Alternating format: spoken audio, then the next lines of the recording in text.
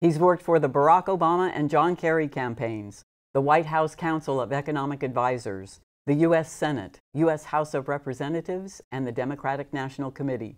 Now he works for us as the 2nd District Supervisor. Zach Friend joins us tonight for a wide-ranging conversation about everything from ending homelessness to saving democracy. Stick around.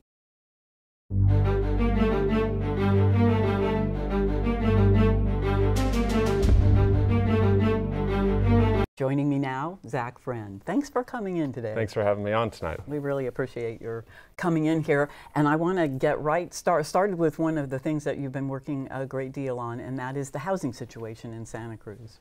And I want to start with the people who don't have houses first. So you had written an article maybe about a year ago, about October of 18, about the all-in for,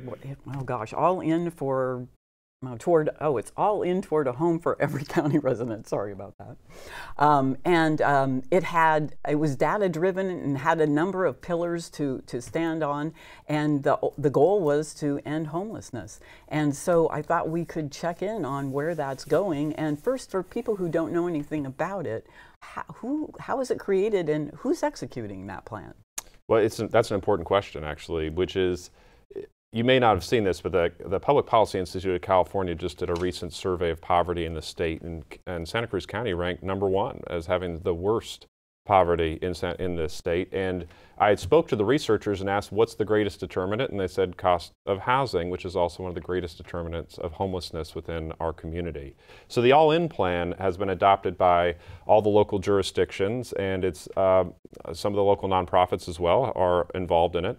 And the goal is to look at homelessness in a different way. Toward getting people toward permanent supportive housing, which is a different way of looking toward the issue. 2 is also to start coordinating some of these services. It may seem very simple, but actually it isn't. People may come in the front door of a county clinic, and that may not be tied to another service they're receiving at a nonprofit. They may go in the front door of Dominican Hospital for a service that may not be connected to other county services. Coordinating that kind of component so that you actually, when somebody comes in, regardless of what door they come in, that person can actually receive services for whatever they need, because somebody who's homeless may not just need some housing situation. They may have a health issue that needs to be addressed.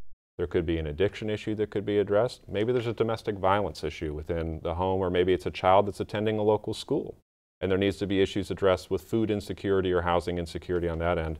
So this plan was focused on treating that individual or that family in a coordinated effort. In sort of comprehensive way. Exactly. And the county has a homeless services coordinator who I guess would be considered the point person on the plan. That would be a fair assessment. However, there are individual roles for individual service providers, and the county is a major one of those. Mm-hmm. It's also using data to help inform these decisions. I think that we haven't been good at actually knowing the scope of the problem, knowing the individual issues associated with the scope of that problem, and having a data set that informs this will help us also from an allocation of resources standpoint moving forward. And one of the things I bet I'm imagining you're addressing is not all homeless people are the same. There's so many different ways people become homeless, and whether they're families or adults or veterans or elderly or all of that. That's exactly right. In. Well, that's exactly right. And actually, we have a lot of people that, even people that are probably watching, that are one paycheck away from that being their own situation. And so the county is looking at it in different ways. One of them is, how do you prevent homelessness in general? If somebody is paycheck to paycheck, they're housing insecure, maybe they're a senior and even their home has been deed restricted affordable housing and that covenant is expiring. Maybe their rent is being raised a certain percentage and they can afford it. I need to ensure that those that are housed stay housed, because we have a significant problem of homelessness that we've been having a difficult time solving, but we need to keep people out of that system in general. But then there's people that are newly homeless, that maybe don't have a set of other issues that some that are chronically homeless may have, and how do you address that population versus those who have been homeless for an extended period of time, usually defined as a year or longer. That might be somebody with a large gap in work that needs maybe job retraining. Maybe they have an addiction issue and or maybe they have some mental health challenges and need wraparound services associated with that. Different populations will need different things. But there are different services and different elements available for different people. So can we talk about those services? So that's really interesting to me, the comprehensive approach, and I'm sure interesting to homeless people as well, that it isn't just, well, we're going to feed you for today, or we're going to get you a jacket, or we're going to help you have somewhere to stay for the night, but it's like maybe you need to learn a different skill, or maybe you need some other kind of education. So how broad is the comprehensive part? It's broad. I mean, so veterans may have a completely different approach and different set of services. The federal government. Today, we could end veteran homelessness in Santa Cruz County if there were enough people willing to rent out their rooms to somebody with a HUD-VASH certificate. Oh. So we actually have the funding. This is a unique situation for homeless veterans specifically. It's not a money issue, which normally it's a resource issue. It's simply a willingness issue. Is the community willing to rent out an apartment they have, or maybe they have an ADU in their backyard, or maybe they even have a safe room in their house that they're willing to rent out? They would receive payment for it from the federal government through the local housing authority. We could end we've had a significant reduction in veterans homelessness, but that could be eliminated. That's a different experience than a family experiencing it, or maybe a single mom that left because of an abusive husband or abusive boyfriend. Or maybe it's somebody that has an addiction issue or a mental health issue, totally different circumstances. But you can't get stabilized until you have safe housing. Mm-hmm. And Santa Cruz County has a remarkable lack of affordable housing options, both either transitional or permanent. And we have, as a county and the cities as well, I think been shifting our focus toward, we need to produce that stock. Mm-hmm. It's very hard to live here financially, and we need to have people be able to get stabilized before they can also re-enter in to society in a more successful way. So, may I go back to the veterans for just a second? Sure. What is the friction between people? Why do landlords not want to accept the voucher from the federal government to house the? Well, I mean, so some people do. I mean, to be fair, we've been able to reduce veterans homelessness because people are willing to take the voucher. I think there's a stigma, an unfair stigma associated with homelessness in general. People have. And this is speaking in general mm-hmm. terms, that people may have an assumption about that person's background or situation, and they may not want to rent a room in their home to somebody like that. And I just don't, I don't share that same view, but I feel that at least in the case of veterans homelessness, you have a population that has the funding available to it. They serve the country. It seems like the least we could do is provide them with a safe place to sleep at night, and we have the financial ability to do it through the federal government. There just has to be more people willing to do it. Now, if you're watching and this interests you, just drop me a line. I mean, drop me a line in my office, and we'll tell you how you can actually house a homeless vet and receive payment for that capability.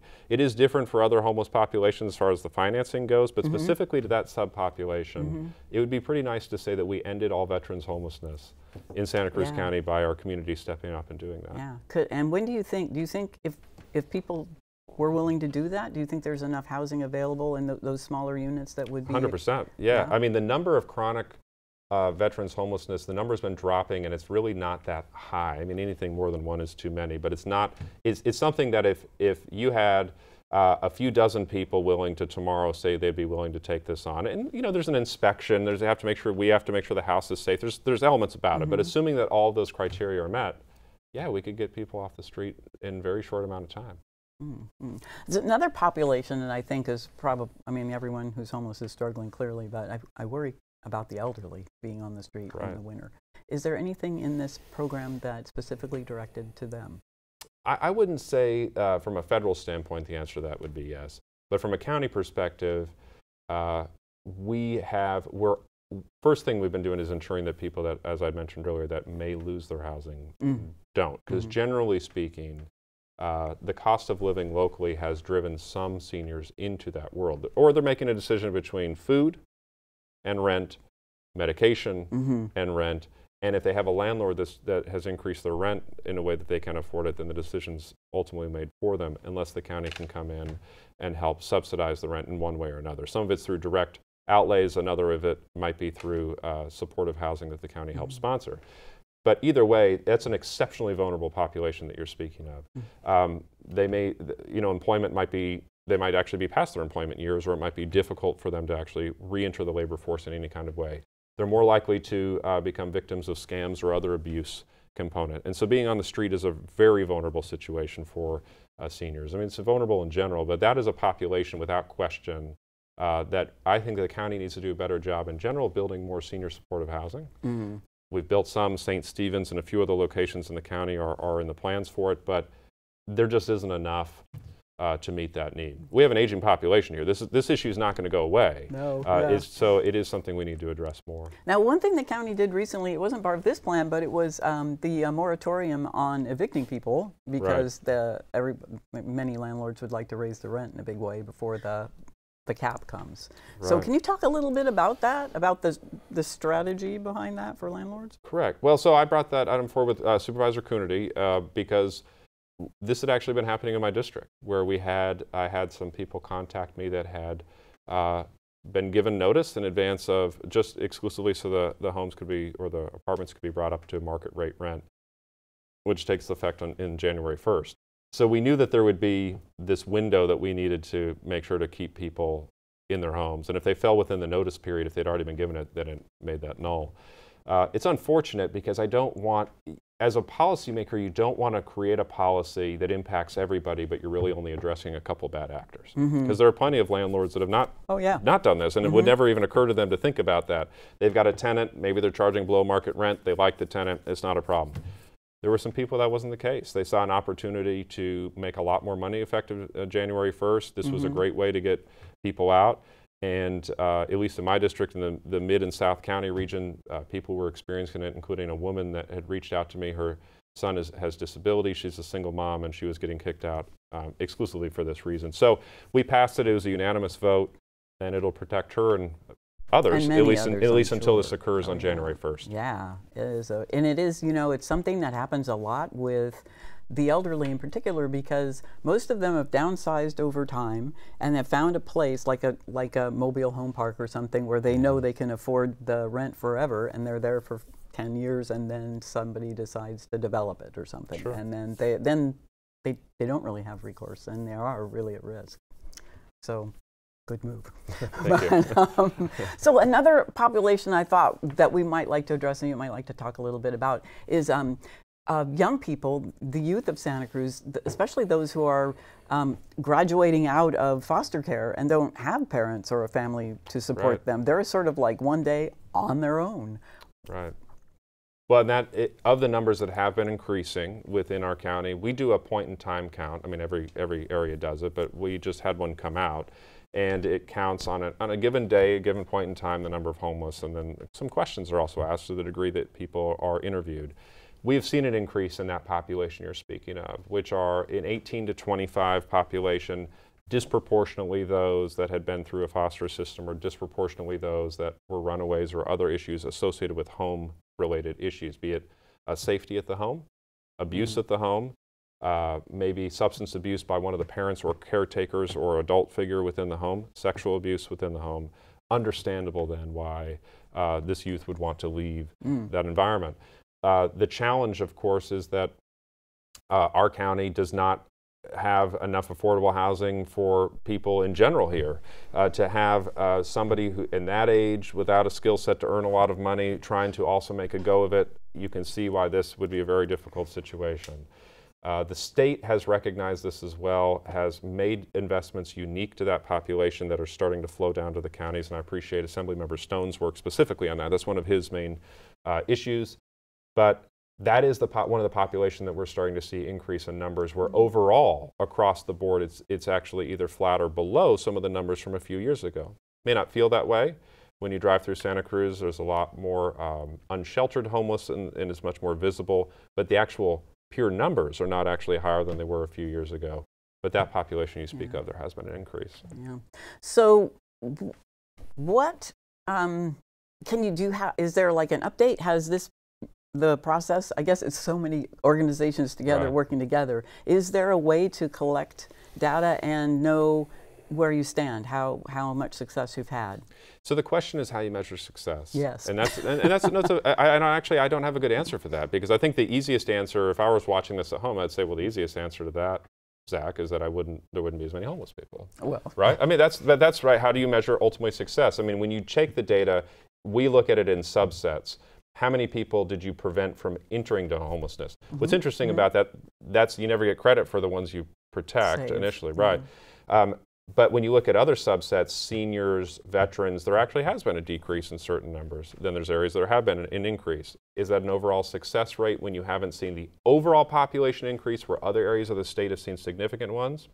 I don't know, because you want the problem itself to be fixed. No one should be living on the street. I mean, this is not a third world situation. We should at least be able to put people into safe, secure housing in this county. And we have some remarkable wealth in this area. You'd think that that should filter into a way where people feel that way. So that's a long way of me saying that I can see elements of success in this coordinated approach. But until there aren't homelessness in our area, I don't know that anybody's going to claim, victory on it. Do you see the end of homelessness? I see the end of certain subsets of homelessness, realistically. I think that there's so many facets associated with affordable housing that make it very hard for people to stay securely in housing. Once you slip out of that and you get into a cycle of living in a car, temporarily living in housing, it's very hard to break out of that cycle. There's an opioid issue that's hitting the state the country very significantly. It's a very difficult population to get stabilized from an addiction situation and then into stable housing, and you don't have enough. So I see it as, I think you could on veterans housing, for example. I think you could on seniors, for example.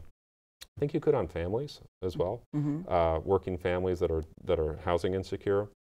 On some of the others that I spoke about, I just don't know, because there's underlying issues that are well above homelessness. You have to think about the root causes that brought that individual into homelessness, and you have to have a full wraparound situation just for that person. That's a significant amount of intervention for one person while you're trying to prevent others from entering into that system, right? So you're trying to stabilize one while preventing, a dozen other. That's a heavy lift. It's just an honest, it's an honest statement. No, it's like a lot of plates spinning to make it all work. Ultimately, as a policymaker, you hope so. I mean, you do this job because you want to fix those problems. But realistically, I don't know that you could say 100% eliminated. I don't think that there's probably been a time since the Great Depression where there was no homelessness. I think it's probably always there. Just it's more obvious here. Yeah, California has a lot more of it. Oh yeah, I mean, we can do better. We have to do better. Certainly, yes. Well, speaking of doing better, I noticed the county has changed the cap on campaign finance donations, and I wanted to talk to you a little bit about that. What do you think? Why is that important? Well, I think that we are tied for the lowest. We had the lowest in the state. Now we're tied for the lowest in the state. We were informed that our campaign finance numbers were probably in violation of Citizens United.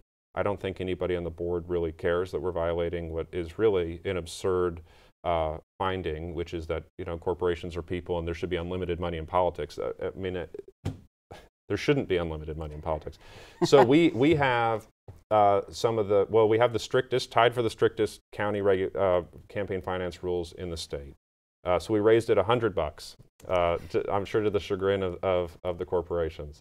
But it matters, and I'll tell you why it matters. Normally, incumbents would say, well, we want, as we can raise more money maybe than somebody new coming in, and so people have a self-interest to protect certain systems.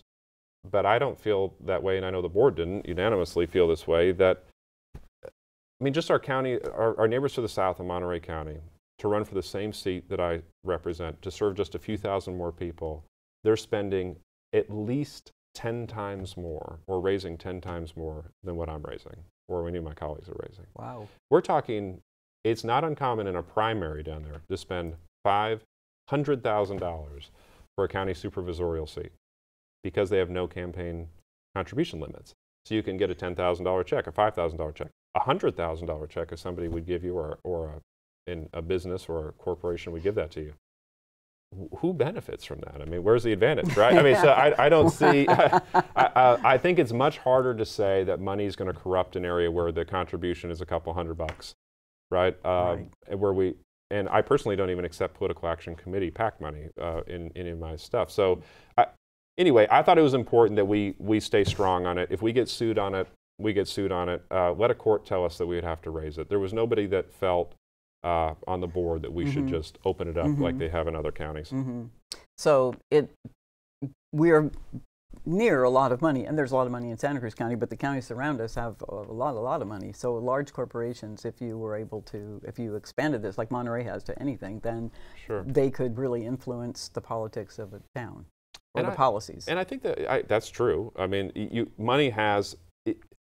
I think money in politics does have an unfortunate effect on outcomes. I mean, it's been shown in multiple political science studies to be exactly that. The advantage, though, in Monterey County would be that they get to go on TV for advertisements, which is very expensive. We don't have the money. So what, right? It just means you have to knock on more doors here. You actually have to be more grassroots about it. I think that's the way it's supposed to be. But we've shown in other areas that there's been pretty significant corporate interests that have done those investments.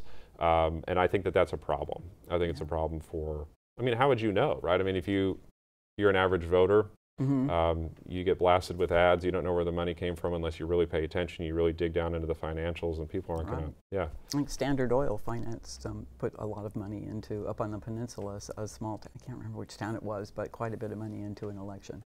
And, you know, obviously, they have an agenda. They have an interest. Yeah, yeah. So this kind of folds into saving democracy. All right, yeah.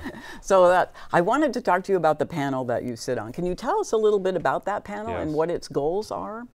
So I came up with this. It's the way forward, right? Yeah, the way forward. So this was the third or fourth iteration that we did recently, and it's a bipartisan panel. And the idea, I'd come up with this idea post 2016, but to not make it about the president per se, because I think that there was this general dissatisfaction with government. I mean, I hear it about me all the time. people are more than happy to let me know what they think. But I do think that at the local government, since you're so close to people, there's still an ability to engage. The national level, not so much. So I wanted to take a panel, and I worked with a friend of mine. His name is Spencer Critchley, and we'd worked on Obama campaign. He's done a number of other things. He runs a public relations company, basically for nonprofits out of Monterey, to create a panel of Democrats and Republicans to just talk about democracy and the way forward, and to take questions from the audience. And we don't agree on the issues on a lot of this stuff, but it was interesting that when you get some people that have been doing this for a long time, we had an individual who had been McCain's national communications director, other people that had been on the Republican National Committee on the panel, senior Obama people, White House people, and we had honest discussions about, is this sort of the end? And in my sense, the answer was no, because we still have the other checks and balances working. Because when people have lost faith in the executive branch, they turn to the judiciary with some luck, actually. Or now with a different House of Representatives, whether you agree with the impeachment proceedings or not, that's actually their constitutional responsibility, oversight, and they're doing exactly that. So in that sense, I feel like it's being challenged, but the other institutions are still withholding. My concern is more in the sort of media apparatus, this ability to self-select into any information you want. Be a bubble. Yeah, to only agree with the people you agree with, to sign up on social media for all the people you agree with. And then how do you know what the truth is anymore? You used to have Walter Cronkite reading you the news, right? But I don't know. And as an elected, I actually don't know how to communicate with people, because people self-select into such a small world. And then how then you can even be the authority to say, well, I'm presenting you what I believe to be true, but you get challenged on what truth is because of all these other self-selection bias. That, I think, is a greater threat in many respects to democracy, because it challenges the whole institutional premise. Yeah, truth is the basis of it all. I agree. And there's a belief in this country more than anything that you have this access, this ability, this transparency. But if you have a muddying up through communications channels, that is, I think, a real concern. And so have you talked about the way forward? What can we do about that? Well, I mean, so I've taken a unique tactic, which is that I do some political commentary on television. And I do it on different networks, but one of the networks I go on is Fox. And I'm a Democrat, without question. And I get asked, why would you go on that network? And I say, because if we stop talking to people we don't necessarily agree with, also remembering, by the way, that there were a decent number of Fox voters that voted for Obama twice that flipped the other way. If their only view of Democrats are the caricature that's created through sort of the shock jock people on there, then we've just ceded that end. But on the flip side, if I just go on MSNBC all the time and everybody agrees with me, what did I accomplish, right? So one of the things that I argued was you have to be willing, my Midwestern family, I have to be willing to go talk to a Midwestern family and say, where is their common ground? And I don't think we've crossed the Rubicon that so many feel like we have, that we can't find any common ground at all. It seems like it's it's taboo for a candidate now to say, I can see some value in something that the other side said. And I don't see, you got to find common ground first before you go down this other road. So I thought that was one way to do it. Different people had other statements as well. So I've seen your book, about messaging, and about using stories to get a message across. What kind of a story could we tell to people that we know that would help them open their minds to other truths?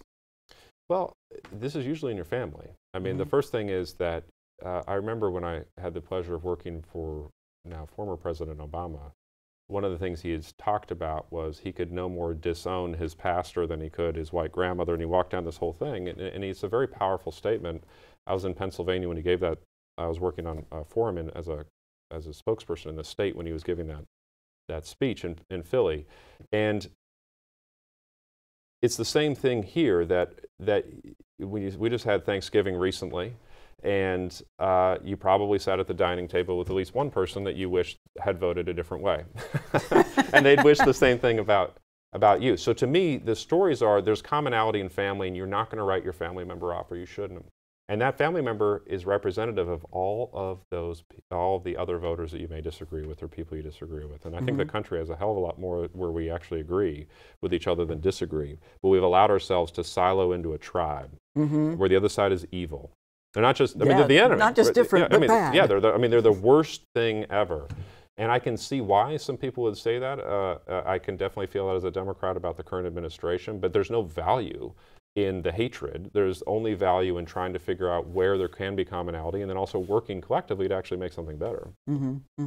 Well, thank you so much, Zach Friend, for coming in and talking to us about everything, homelessness and democracy and affordable housing, all of it very important, and we so appreciate your time. Thank you, Becca. And thank you for joining us. If there's someone else that you'd like to see, in particular on Elected Spotlight, please send your ideas to me at becca@communitytv.org. Good night.